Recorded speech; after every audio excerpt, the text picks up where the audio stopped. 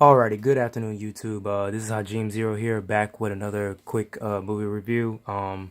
This one is one of my favorites, especially with Denzel in it.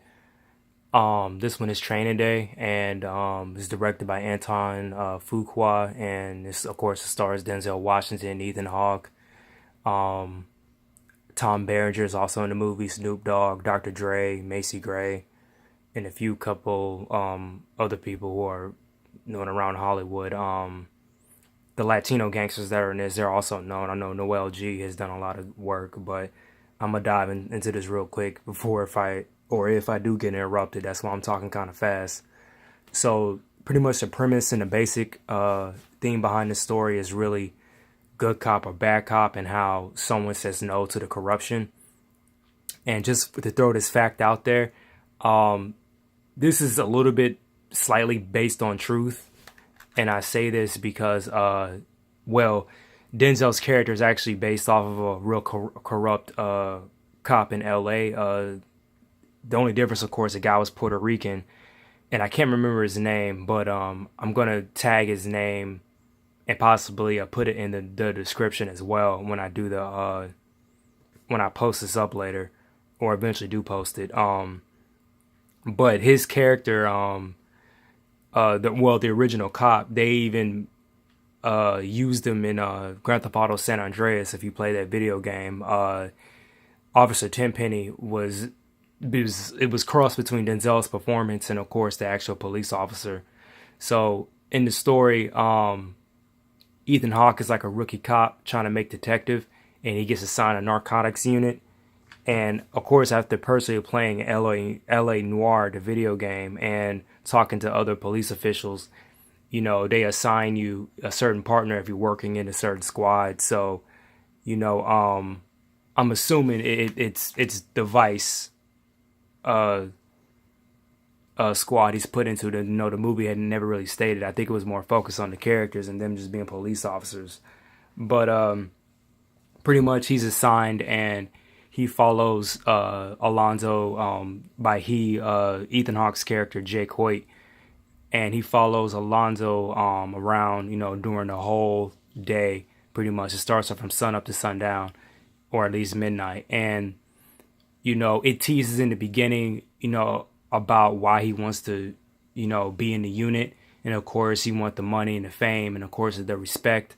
And then bit by bit, you see him to start see things. And if this movie was written a different way, you could see how it transcended his soul into being a corrupt police officer. And it sucks because, police officer or not, people experience this, all the time. Eventually, if I do review it, All Eyes on Me, with Tupac seeing Suge Knight's behavior, it was somewhat transcending into him that he needed to get the hell up out of there. And same scenario happened in this movie, and they even stated, even though this movie was written by a white guy, you know, uh, this whole, they technically in the script, they never really stated race. And I guess that came later with the script supervisor, and then when it was the second draft, or it could have been improvisation from the characters themselves, because, it is LA and it is culturally diverse. And of course, the history with the L.A.P.D., yeah, they racially,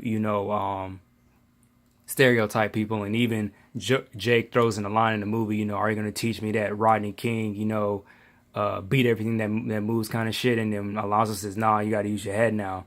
And even that was indication of Alonzo's character. He mind fucked these people, to the very hardcore. He was no different than the other character of the performance I really liked Denzel doing, which was Frank Lucas, and again, of course, in Fast and the Furious, when the Brazilian drug lord says, you give these people something to lose and then you own them. And with what he owned them with was their freedom. If he wanted to, he could have said, hell, if someone stepped on his shoe, he could have said, yeah, this guy physically assaulted me, and put papers on him to charge it. And then don't let alone be someone that already had a criminal, background, because you're already messed up. If you already have a criminal charge and you get falsely accused of something, you're pretty much going to be thrown right back into slammer.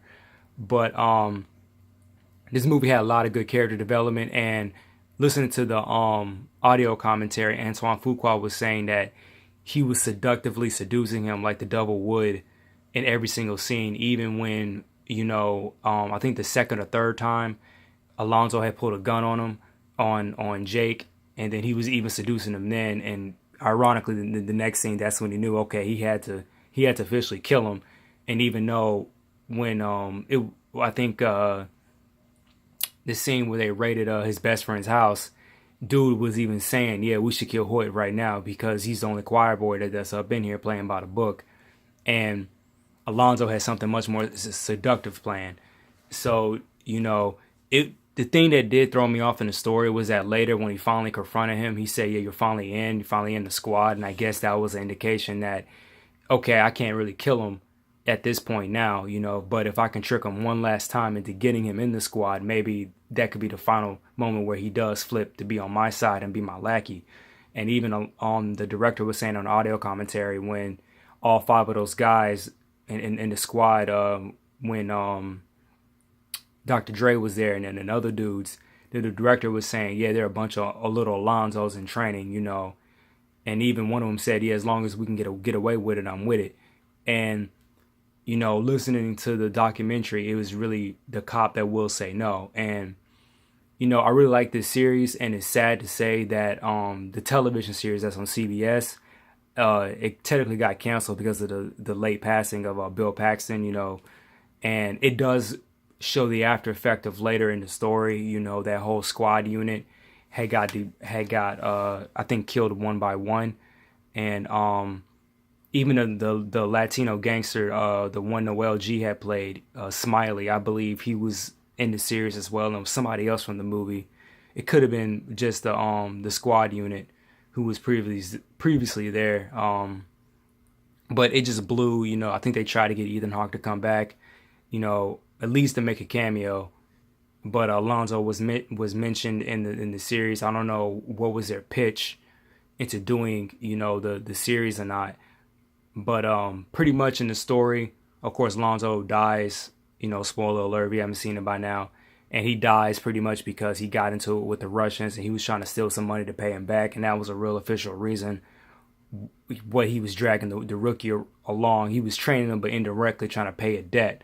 Even though the debt really didn't make any sense, because if you ask somebody, from the Russian mafia, 9 times out of 10, they're just come back and kill you. They're not going to give you some kind of payment, or deadline, unless you made a deal with them or something like that, for them to not kill you. But out of all the performances that Denzel has done, this one, The Book of Eli, Malcolm X, and American Gangster were my top favorite. A lot of women that love Denzel, of course, they might disagree with me. They really didn't like this movie in particular because how dirty he was.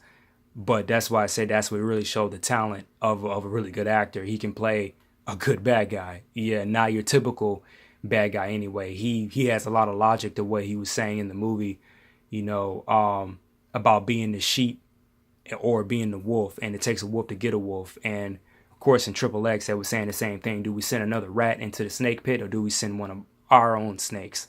Yeah, so it does have a good morality tale, but at the same time, me personally, I think the argument really goes in both ways. So, some police officers say that, of course, that they're not corrupt, but they will break the rules depending on the situation, that they know somebody's guilty or not. Yeah, but they don't have any good substantial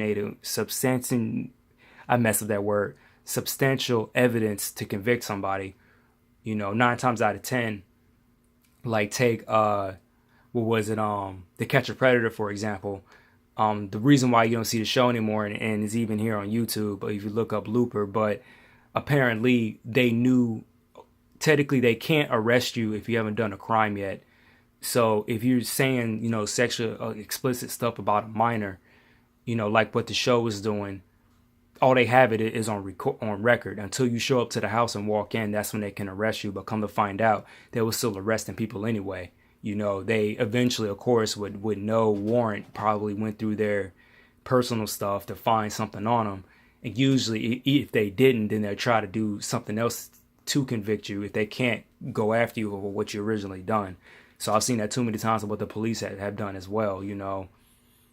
It was another case. Dude, we'll make a long story short. He he went into a liquor store, had bought like one of those Arizona iced teas. It looked like alcohol to one of the cops, and they tried to arrest him for drinking um, an open beer bottle in his car. Well, number one, the car wasn't in the ignition, and number two, it wasn't even beer. It was Arizona iced tea. And when the cop had realized that, then all of a sudden he had to make up for his fuck up and try to get him on trespassing, which I couldn't understand that either. You had three black men. One's recording, one's getting arrested, and there's another bystander looking like, what the fuck's going on? Yeah, like seriously. And all of them are calm. And power to that guy. I hope he fought that in the court, because he ain't fight the cop back. He has surrendered, and even he trying to piece the whole thing together. Like, bruh, it's an Arizona iced tea. It's not alcohol.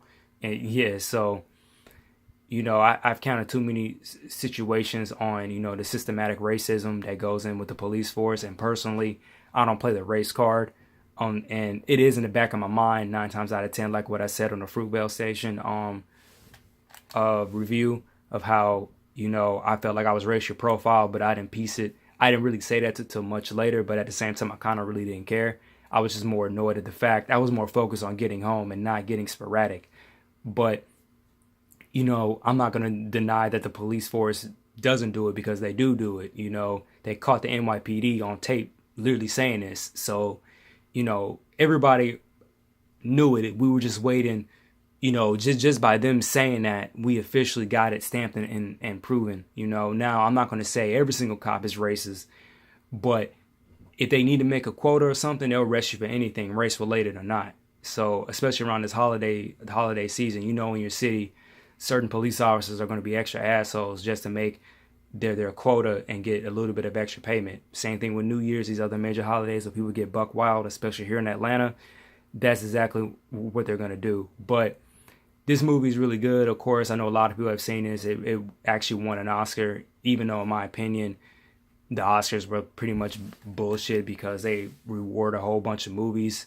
And to me, if you win, the sales tickets and word of mouth of people talking on social media, I think that's what really amps up your movie to be good. And then even some people have stated that the Oscars is a bunch of bullshit, because they've been nominating, or giving the Oscars to certain movies that don't even really deserve it. Watch Mojo had did a whole list about it, and they weren't even trying to debunk the movies that did come out, but or the ones that won the award, but they were stating, like, critically, if the movie had a lot more attention outside of the US and won a lot of awards, like for example, The Matrix, it won a lot of awards for visual effects and music and even storytelling in other parts of the world, but in America they only got like one award.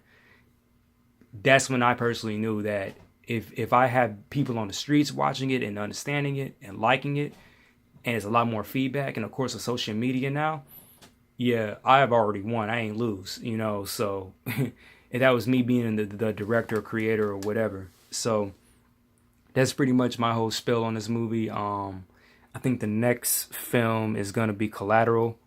No, I did corrupt Collateral. American Gangster, my bad. And then the next one is gonna be Hangover Part 2. But yeah, I will see you guys in those reviews, and I will talk to you later. Peace.